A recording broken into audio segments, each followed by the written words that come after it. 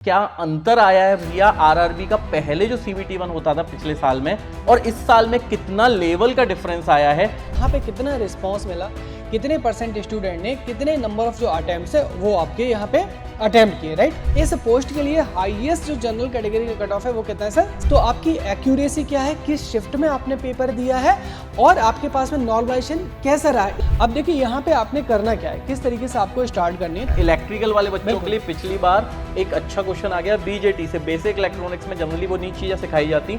RRB CBT 1 का exam आपका हो गया है। 19 तारीख, 20 तारीख और 25 तारीख को आपके स्लॉट थे, जिसमें बहुत सारे बच्चों ने हमें बताया कि उनका पेपर कैसा है, कैसा रहा पेपर।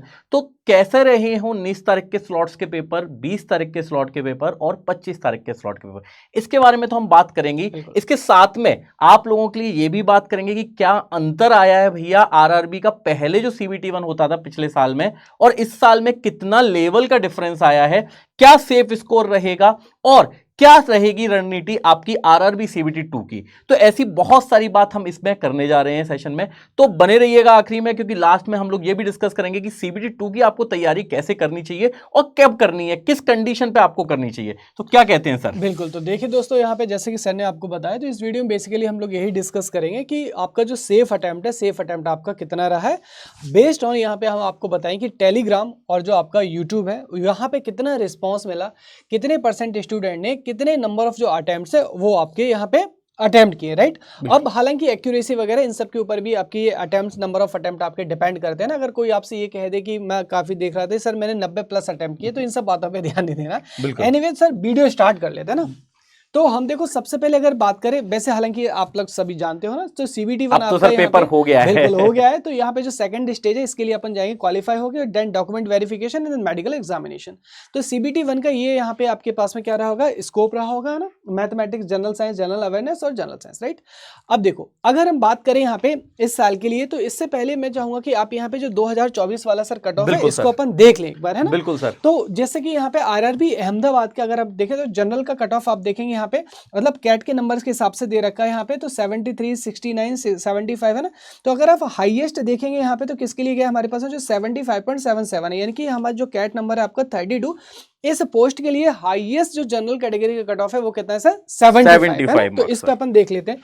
अगर हम बात करें आरआरबी चेन्नई के बारे में, तो आरआरबी चेन्नई में अगर आप देखें तो जनरल कैटेगरी कैट नंबर 3 में 78 है ना, 78 और 78। तो यहाँ पे हाईएस्ट जो कट ऑफ है वो कितना गया है आपका, 78 गया है। ये हाईएस्ट, बिल्कुल ये हाईएस्ट गया है ना। बाकी इसके हिसाब से आप एसटी, एससी, ओबीसी, ईडब्ल्यूएस ये सारी चीजें देख सकते हैं। देन वंस अगेन अगर हम आरआरबी गोरखपुर की बात करें तो जनरल का वंस अगेन यहाँ पे 76 और एक कैट गया है सर यहाँ पे 91, राइट, 91 चला गया, क्योंकि भाई उसके बाद 83, मतलब गोरखपुर जोन का जो कट ऑफ है वो बहुत ज्यादा हाई गया है। सिमिलरली हम बात करें प्रयागराज की, तो यहां भी देख सकते हैं आपके पास में 81 आपका हाईएस्ट कट ऑफ है और लोएस्ट आप देख ही रहे, लोएस्ट हमारे पास है 62 है आपका, राइट। तो यहाँ पे सारे जोन्स की तो देखो अपन बात नहीं करेंगे, तो यहाँ पे हमने कुछ एक जोन्स की यहाँ पे बात करी। अब अगर सर आपको याद होगा तो पिछले साल भी यहाँ पे बहुत सारे लोग कह रहे थे कि नहीं 60 नंबर पे आपका जो सेफ हो आप यहाँ पे, बिल्कुल है ना। ऑल दो 60 नंबर पे इस बार भी सिलेक्शन हुआ था, लेकिन वो डिपेंड करता है कि आपने पोस्ट कैसे लिए, यहाँ पे किस हिसाब से भरे गए, तो उस हिसाब से आपका कट ऑफ जो है वेरी कर रहा है। मतलब 60 नंबर से लेके आपने देखा कि 90 नंबर तक यहाँ पे जो सिलेक्शन है वो आपका देखने को आपको मिलाता है। तो डिपेंडिंग ऑन कैटेगरी और आपके पास में पोस्ट प्रेफरेंस क्या है। अब देखो यहाँ पे सेफ अटेम्प्ट बताने से पहले सर ये एक बहुत इंपॉर्टेंट चीज है जो हमने और आपने मिलकर की थी, इसके बारे में क्या कहेंगे। बिल्कुल सर, यहाँ पे बच्चा हम लोगों ने, जैसे हमारे टेलीग्राम चैनल आप लोग जुड़े हैं, बहुत सारे बच्चे और भी जुड़े हुए हैं, है ना, हजारों बच्चे हैं, और हमारे जो मेन चैनल है उसमें 1-1.25 लाख बच्चे हैं। तो एक अच्छे खासे नंबर पे हमने जब टेलीग्राम का रिस्पॉन्स लिया था, तो यहाँ पे जो बच्चों ने रिस्पॉन्स दिया था वो कहा था कि भैया 80+ मार्क्स जो जिन बच्चों ने अटेम्प्ट किया 80+ में, वो 15% बच्चे ऐसे हैं जिन्होंने 80+ का अटेम्प्ट मारा है। ठीक है, सही गलत की भी बात नहीं हो रही है, क्योंकि किसी को नहीं पता कि क्या सही करके आए क्या गलत, पर 80+ अटेम्प्ट 15% लोगों ने किया है, जिसमें 65 से 75% के जो नंबर हैं, है ना, 75 क्वेश्चन तक 65+ क्वेश्चन जिन बच्चों ने किए वो 45% बच्चे हैं, और जो 65 से कम वाले हैं वो करीब करीब 30% बच्चे हैं। मतलब आप अगर देखेंगे कि 80+ में ही 15% बच्चे ऐसे हैं जिन्होंने 80 प्लस अटेम्प्ट किया है। ये वाईटी के रिस्पॉन्स भी है, बहुत सारे बच्चों के कमेंट जो हम लेते हैं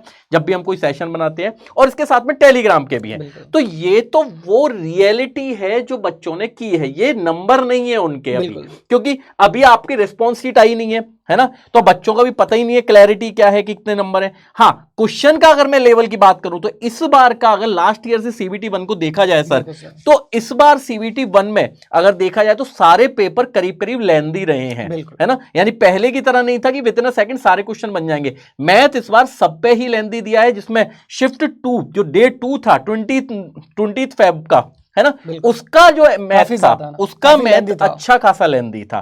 तो अगर आप तीनों का अगर देखेंगे तो अभी नॉर्मलाइजेशन भी होना है, बहुत कुछ होना है।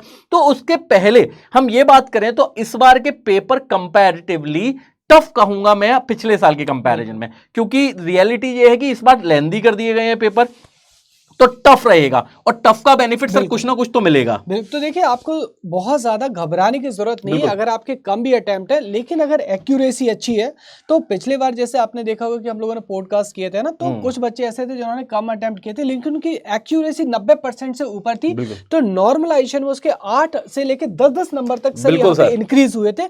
तो आपकी एक्यूरेसी क्या है, किस शिफ्ट में आपने पेपर दिया है, और आपके पास में नॉर्मलाइजेशन कैसा रहा है, इसके ऊपर भी डिपेंड करेगा। तो फाइनल सर देखो, बात कर लेते हैं सेफ अटेम्प्ट के ऊपर, तो हम लोगों ने कंक्लूजन ये निकाला कि अगर हम बात करें यहाँ पे एक सेफ अटेम्प्ट के ऊपर, है ना, तो यहाँ पे देखो ऑलमोस्ट 68 से लेके 75 के बीच में जिसके अटेम्प्ट है विद एक्यूरेसी, तो आप यहाँ पे सेफ अटेम्प्ट, मतलब इसके ऊपर हो तो भाई बिल्कुल ही आप सेफ है।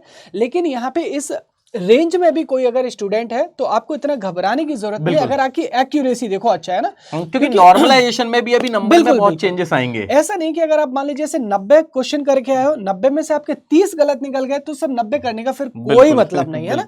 भले ही आपने यहाँ पे 68 किए, लेकिन 68 में से मान लीजिए 65 आपके करेक्ट है, तो नॉर्मलाइजेशन में गाइस आपके बहुत एक अच्छा जो नंबर है, बहुत अच्छा नंबर आपका यहाँ पे बढ़ जाता है। तो आप परेशान मत होइए इतना ज्यादा भी, रिस्पॉन्स का यहाँ पे वेट भी कीजिएगा। लेकिन अगर मैं कहूंगा इस रेंज में हो आप, तो देखिए जो CBT 2 है, CBT 2 के लिए मेरे हिसाब से आपको जाना चाहिए सर। बिल्कुल, यहाँ पे अगर आप है ना 68 में ये कहूंगा 70 मार्क्स जो आपके, अगर आप इतना अटेम्प्ट अच्छे से करके आए हैं, और सर ने जो कहा है एक्यूरेसी होना बहुत जरूरी है इस एग्जाम में, क्योंकि एक्यूरेसी नहीं है तो फिर कोई मतलब नहीं है। यहाँ 80 नंबर वाले भी बच्चे अगर एक्यूरेसी के साथ नहीं आए तो वो कहीं ना कहीं उनको दिक्कत होगी। नॉर्मलाइजेशन में आपको एक अच्छा खासा प्लस माइनस मिलता ही है, आपने देखा भी होगा लास्ट ईयर भी बच्चे बहुत सारे है ना जिन्होंने होप छोड़ दी थी, उन लोगों के भी CBT 1 क्वालिफाई हुए थे, और वो एकदम से फिर हैम्पर हो गए इस चीज में कि सर हो गया क्वालिफाई, अब कैसे पढ़ाई करें इतनी जल्दी, क्योंकि पहले छोड़ ही दिया, तो सोचना ही छोड़ दिया था उन्होंने, उनको लगा कि नहीं होगा हमारा। तो पहली चीज, अगर आप 70 मार्क्स के आसपास एक अच्छा अटेम्प्ट करके आए हैं, आपकी एक्यूरेसी अच्छी है और आपको लगता है कि आपके 70 प्लस मार्क्स आ रहे हैं, तो आपको CBT 2 के लिए तैयार करना स्टार्ट कर देना चाहिए, क्योंकि उसके बाद टाइम नहीं मिलेगा। दूसरा फायदा यह भी है कि आप किसी भी एग्जाम की तैयारी कर रहे हैं तो भी CBT 2 के लिए आपको रेडी रहना चाहिए। टेक्निकल है क्योंकि, और टेक्निकल नॉन टेक RRB में ऐसा कुछ स्पेशल नहीं है, आप टेक्निकल और नॉन टेक दोनों पढ़ेंगे CBT 2 के लिए, जो कि आपको अदर एग्जाम्स के लिए भी आएगा। तो फोकस करके ये चलिए कि हमें CBT 2 के लिए भी प्रिपेयर करना है। बिल्कुल, आगे RRB आपका SSC JEE भी आने वाला है, तो चलिए CBT 2 के बारे में सर बात कर लेते हैं। देखिए CBT 2 में आपको यहाँ पे टोटल 150 क्वेश्चंस मिलेंगे, जिसमें से आपके 50 question once again non technical के रहेंगे और 100 क्वेश्चन आपके डोमेन से रहेंगे। जनरल अवेयरनेस के 15 question, physics and chemistry 15 question, और बेसिक्स ऑफ कंप्यूटर आपके 10 क्वेश्चन, एंड एनवायरमेंटल से आपके 10 क्वेश्चन, और जो टेक्निकल डोमेन है हमारे पास में, जिस भी ब्रांच से आप हैं, तो हमारे पास 150 क्वेश्चन आपको देखने को मिलेंगे। मोड ऑफ एग्जाम आपका हिंदी इंग्लिश दोनों ही रहेगा, आपको 120 मिनट दिए जाएंगे, 1/3 नेगेटिव मार्किंग है, और जो वर्चुअल कैलकुलेटर आपको स्क्रीन पे अलाउड आपको किया लेके नहीं जाना है, वहां पे स्क्रीन पे मिलता है आपको। अब एक सबसे बड़ा जो क्वेश्चन सर, सबसे बड़े बच्चों का क्वेश्चन है अभी, CBT 1 का सिनेरियो तो इस बार थोड़ा टफ आया पिछले साल से सर। हाँ, CBT 2 कैसा आएगा, क्या लगता है CBT 2 में क्या खेलेंगे RRB वाले? सर जहां तक मुझे लग रहा है, अगर हम देखें RRB JEE में भी सर अपन ने देखा कि एडुकेटी ने जो पेपर कराया, तो हमें ऐसा लग रहा था कि नहीं एडुकेटी पेपर करा रहा है। इलेक्ट्रिकल इंजीनियरिंग की बात करें स्पेशली, तो भाई बहुत सिंपल देगा, नहीं, अगर आपने देखा हो तो इलेक्ट्रिकल का पेपर इस बार सबसे ज्यादा लेंदी आया, बिल्कुल। और यहाँ पे आपने देखा कि चैलेंजेस करने में भी बहुत ज्यादा कोई गलतियां नहीं पकड़ी गई थी। SSC JEE की बात करें तो 1 आध 2 ही क्वेश्चन गलत हुए थे। तो यहाँ पे एजेंसीज जो है आपको जो जो एग्जाम है अच्छा ही करा रहे हैं। अब देखो 2024 में तो टेक्निकल तो बहुत ही सिंपल आया था, लेकिन मैं कहूंगा कि इस बार यहाँ पे always prefer for the worst condition. अगर सिंपल आए तो सबके लिए आएगा, लेकिन मैं कहूंगा कि आप यहाँ पे टफ एग्जाम के लिए यहाँ पे प्रेफर कीजिएगा। अब देखो नॉन टेक्निकल के बारे में तो बताने की जरूरत नहीं है, क्योंकि ऑलरेडी आप CBT 1 गाइज यहाँ पे क्रॉस करके आ रहे हो। हम बात करेंगे यहाँ पे CBT 2 में सिर्फ और सिर्फ टेक्निकल के लिए, इलेक्ट्रिकल और इलेक्ट्रॉनिक्स दोनों ही ब्रांचेस के लिए आपके लिए बात करेंगे कि टेक्निकल आपको कैसे स्टार्ट करना चाहिए। तो सर आपका ही पहला सब्जेक्ट आता है ना, मैं बाद में आता हूं, तो कैसे स्टार्ट करेंगे इलेक्ट्रिकल? बिल्कुल, देखो बच्चा, सबसे पहले आप है ना जब भी आप पढ़ाई कर रहे हैं ना तो बेसिक सब्जेक्ट को स्टार्ट करें, है ना। बेसिक सब्जेक्ट, अब देखो कोई भी चीज है, एक चीज याद रखें कि RRB जब भी आप बात करते हैं तो RRB की देखो एक खासियत है ना। RRB अभी तक की जो बात है वो 1 लाइनर क्वेश्चन ही पूछता है ना। इस बार कहने को कह सकते हैं कि इस बार CBT 1 में ही उसने मैथ में इतने बढ़िया क्वेश्चन पूछ दिए कि बच्चों की कुछ बच्चों की हालत खराब हो गई थी। पर जनरली 1 लाइनर क्वेश्चन होते हैं, पर ये 1 लाइनर किसी भी नेचर में आ सकते हैं। मतलब कि आपको आखिरी में बिल्कुल ऐसे करके बिल्कुल डीप में से जाके कोई एक छोटा सा क्वेश्चन ले आए, है ना। तो आपको एक ठीक ठाक लेवल से तो पढ़ना पड़ता है, ठीक लेवल से तो पढ़ना पड़ता है आपको। ये जरूरी भी है आपके लिए, क्योंकि RRB का 1 लाइनर क्वेश्चन ही आएगा, पर किस लेवल से आएगा वो कोई नहीं कह सकता है। दूसरी बात, RRB की एक खासियत है कि जब 100 क्वेश्चन पूछती है तो इसमें से 5 से 10 क्वेश्चन अजीब से देती है जो किसी ने कभी नहीं सुने होते, ठीक है।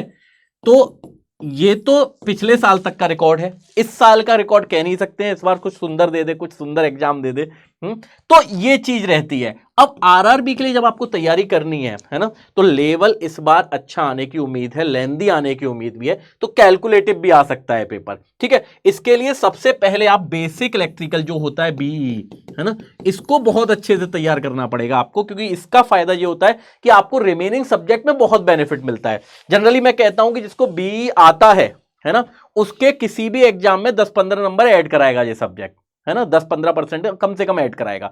पर जिसको ये सब्जेक्ट नहीं आता है, ये कम से कम 40% नंबर खा जाएगा। तो ये इसकी खासियत है इस सब्जेक्ट की, क्योंकि अगर आपको ये नहीं आया तो आगे के सब्जेक्ट तो आपको बहुत दिक्कत देंगे, आप कनेक्ट कर ही नहीं पाओगे, है ना। और इसको अगर आपने अच्छे से कनेक्ट कर लिया तो आपको एक अच्छा बेनिफिट मिलेगा, और इसके बाद फिर आप एक हाई वेटेज सब्जेक्ट स्टार्ट कर सकते हो, जैसे मशीन हो गया। तो सर कैसे करेंगे पढ़ाई आगे इसके? देखो सबसे पहले तो यहाँ पे जैसे हम सिलेबस की बात करें तो सिलेबस हम लोगों ने डिस्कस इसलिए नहीं किया क्योंकि इसका सिलेबस और जेई का SSC जेई का सिलेबस है ना, वो सेम ही हमारे पास, राइट। तो SSC एंड RRB के अगर हम टेक्निकल की बात करें ना, इसके सिलेबस आपके सेम ही है, और हमारे पास में वही आपके जो 6 सब्जेक्ट हैं, 6 सब्जेक्ट है, यानी कि basic electrical, power system, machine, और आपके पास में बेसिक इलेक्ट्रॉनिक्स, यूटिलाइजेशन और मेजरमेंट, है ना। ये आपके सब्जेक्ट है। अब देखिए यहाँ पे आपने करना क्या है, किस तरीके से आपको स्टार्ट करनी है। तो जैसा कि आपको बताया सर ने, तो पहले आपको जो बेसिक इलेक्ट्रिकल है, यानी कि जो नेटवर्क है गाइस, ये आपको स्टार्ट कर लेना है। और यहाँ पे स्टार्टिंग आप कैसे करेंगे, जैसे सर जो भी क्लास में करा रहे हैं ना, जो भी कॉन्सेप्ट है आप उनको करिएगा। उसके बाद में आपको 2 चीज़ें सबसे पहले करनी है। तो सबसे पहले आपको क्या लगाना है, प्रीवियस ईयर जो क्वेश्चन है वो लगाना है। एक बार जब प्रीवियस ईयर क्वेश्चन लगाओ तो वहाँ पे देखना कि हमारे पास में सही क्यों हो रहे हैं और गलत क्यों हो रहे हैं। तो जहाँ भी गलत हो रहे हैं इनके ऊपर आपको वर्क करना है, यानी कि जो कॉन्सेप्ट है, कॉन्सेप्ट आपको यहाँ पे क्या करना है, बिल्ड करना है। सेम आपको मशीन एंड पावर सिस्टम में करना है। अब देखो मशीन में आपको जो थ्योरी है गाइज, यहाँ पे थ्योरी बहुत अच्छे से करना है, क्योंकि मशीन में जो थ्योरी के क्वेश्चन है गाइज, थ्योरी के क्वेश्चंस बहुत अच्छे बनते हैं। बिल्कुल सर। और बेसिकली यहाँ पे जो एप्लीकेशन बेस्ड है ये क्वेश्चन खूब बनते हैं। जैसे पिछली बार यहाँ पे देखा कि कांस्टेंट लोड के लिए कौन सा मोटर यूज करेंगे, शंट मोटर, है ना। यहाँ पे वेव वाइंडिंग हमारे पास में कहाँ पे यूज होगा, हाई वोल्टेज एप्लीकेशंस में, लाइक दिस, है ना। लेकिन इस बार जो हमारा अंदाजा है, देखो होने को कुछ भी हो सकता है, लेकिन हमारा अंदाजा ये है कि जब CBT 1 इतना अच्छा आ रहा है तो CBT 2 भी अच्छा आएगा, क्योंकि कैलकुलेटर अवेलेबल है। तो यहाँ पे जो हो सकता है, जो न्यूमेरिकल अप्रोच है वो आपको बढ़ा दिए। लेकिन ऐसा नहीं कि न्यूमेरिकल कोई आपके गेट वेट लेवल के आ जाए, न्यूमेरिकल आपके SSC जेई लेवल के आएंगे, यानी कि जो एवरेज लेवल है आपके पास में, एवरेज लेवल की न्यूमेरिकल की प्रैक्टिस आपको करनी है। तो थ्योरी और न्यूमेरिकल दोनों पे ही आपको यहाँ पे जो कंबाइंड इफेक्ट, सॉरी जो कंबाइंड आपकी अप्रोच है वो होना चाहिए, राइट। अब देखो साथ साथ में यहाँ पे ये तो हो गया कोर सब्जेक्ट, है ना, मतलब मशीन, बेसिक इलेक्ट्रिकल और पावर सिस्टम। ये लगभग आपका बहुत ज़्यादा एक जो 70 नंबर तक यहाँ पे कवर कर लेते हैं। लेकिन आपको यूटिलाइजेशन, बेसिक इलेक्ट्रॉनिक, मेजरमेंट जैसे सिलेबस है ना, जो आपके पास में सब्जेक्ट है, इनके ऊपर और ज़्यादा फोकस करना है, क्योंकि आपको एक अच्छी पोस्ट दिलाने में मदद करेंगे। लाइक जनरल सर्विसेज हो गया हमारे पास में, है ना, डिज़ाइन एंड ड्राइंग डिपार्टमेंट हो गया, क्योंकि जितने अच्छे मार्क्स आएंगे उसी हिसाब से आपको पोस्ट दी जाएगी। तो सेम अप्रोच आपको इनके लिए भी रखना है। कोई बहुत ज़्यादा एडवांस लेवल पर नहीं जाना है, बस बस आपको क्या ध्यान रखना है, यहाँ पे कोई भी टॉपिक छूटे ना, है ना। मतलब आरआरबी की एक खासियत है कि ये हर एक टॉपिक को कवर करेगा। ऐसा नहीं है कि यहाँ पे लाइक एसएससी की तरह कि यहाँ पे एक टॉपिक से ज्यादा क्वेश्चन दे, क्वेश्चन देगा लेकिन हर जगह से देगा। पिछली बार आपने देखा यहाँ पे डीसी, ट्रांसफार्मर, इंडक्शन, सिंक्रोनस और स्पेशल मशीन हर एक पोर्शन से कवर किया ना। सर ने भी आपको बताया कि नेटवर्क में उसने ऐसा कोई टॉपिक नहीं छोड़ा जहां से क्वेश्चन ना उठाया हो। तो ये बहुत जरूरी है कि कोई सब्जेक्ट छूटे ना यहाँ पे और कोई भी टॉपिक आपका छूटे ना। इस तरीके से आपको करना है। एक इलेक्ट्रिकल वाले बच्चों के लिए पिछली बार एक अच्छा क्वेश्चन आ गया बीजेटी से, बेसिक इलेक्ट्रॉनिक्स में जनरली वो नीच चीजें सिखाई जाती, एनालॉग में सिखाई जाती है, पर आरआरबी को कोई मतलब नहीं है उससे, है ना। एनालॉग इलेक्ट्रॉनिक्स का क्वेश्चन उन्होंने बेसिक इलेक्ट्रॉनिक्स सिलेबस में आपके उन्होंने एनालॉग इलेक्ट्रॉनिक्स से स्टेबिलिटी फैक्टर का क्वेश्चन दे दिया। तो यानी आप ये समझ सकते हैं कि जब आपको पढ़ना है तो आपको पढ़ना सब कुछ है ना।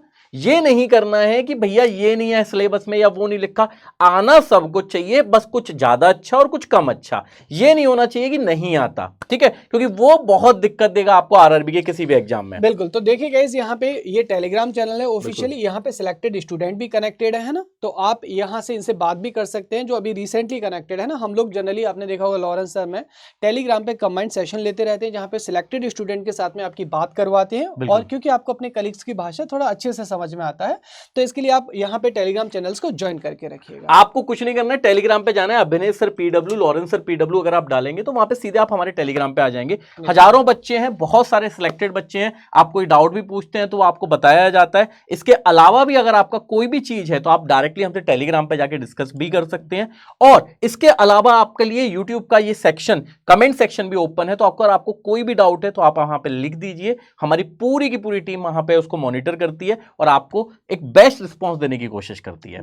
सो गाइज, होप सो आपका सिलेक्शन हो जाए। सो फिजिक्स वाले इंजीनियर्स वाला की तरह से all the best. Thank you.